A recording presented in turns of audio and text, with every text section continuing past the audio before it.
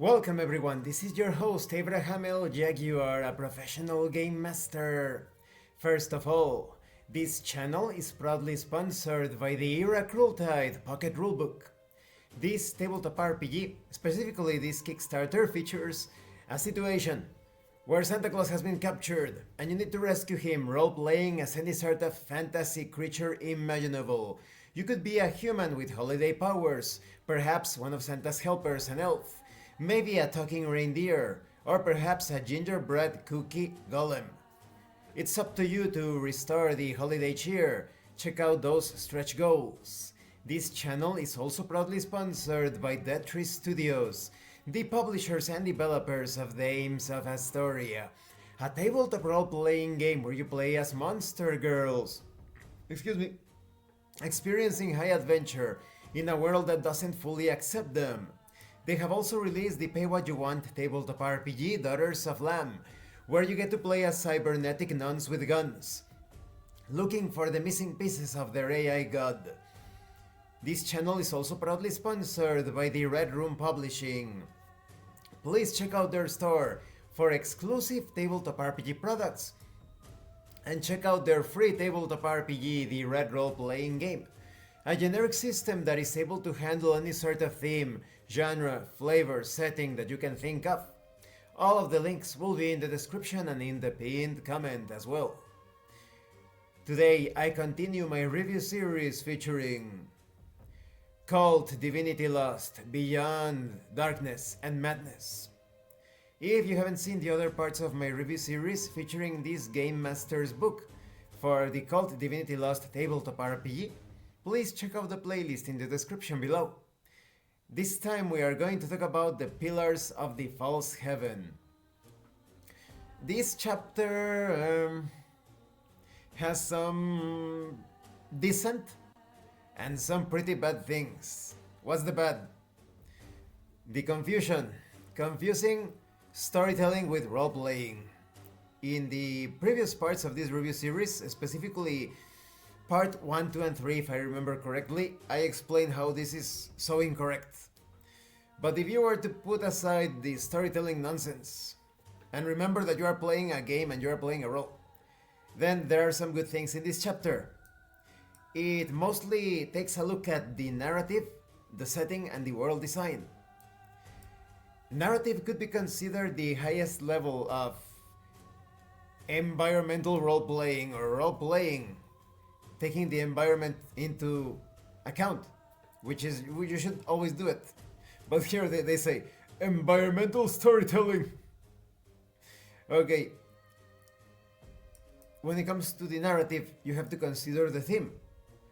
Each place's theme reflects an intrinsic meaning and essence. Maybe it's related to nostalgia, maybe issues of security in a community, perhaps embracing escapism, or maybe considering appearance versus the reality of things. When it comes to emotion, this represents the location's inner nature and how, of course, the player characters emotionally respond to it. Be it an abandoned factory, a homestead, a dystopian arcade. The background history of the different player characters is going to come into play. The characters are going to interpret these environments according to their previous experiences. And what about identity? These are usually identifiers that provide contextual representation of the underlying narrative. So within that abandoned factory, what is it that is so disturbing about the cold furnaces? The lockers with children's drawings and pictures? Or in the case of a fitness center, what is it that is so unnerving about people constantly grunting with effort, shouting, and the unseasonably warm and musky air? Remember, this is called Divinity Lost. Things normally are not as they appear at first glance. Then you have information on the dark undercurrents. the worlds that lie beyond us, but also around us and within us. You are not only interacting with the physical experience, you also have to consider the more subtle or spiritual levels that are currently beyond the player character's perception, and even the entire universe within the player character. The potentially maddening maze that lies within the human mind or even the heart. It's all about exploring these worlds and the architecture of fear. What lies above? Is that tower so high, so distant? Just that?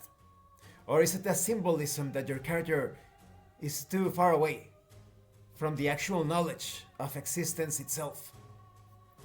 And what lies within?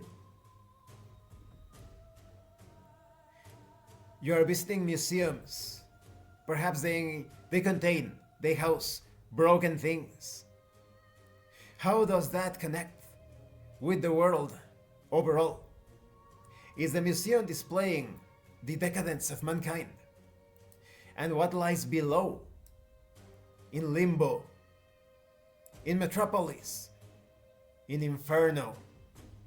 Is your character ready to take the plunge into those places in order to unravel the mysteries?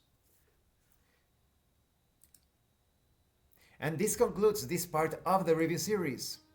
In the next part we are going to talk about putting it all together, because this entire chapter is all about stitching together all of those things. The mood, the theme, the identifier, and of course taking into account the personal history of each player character. So this chapter, like I said, there is a lot of storytelling nonsense.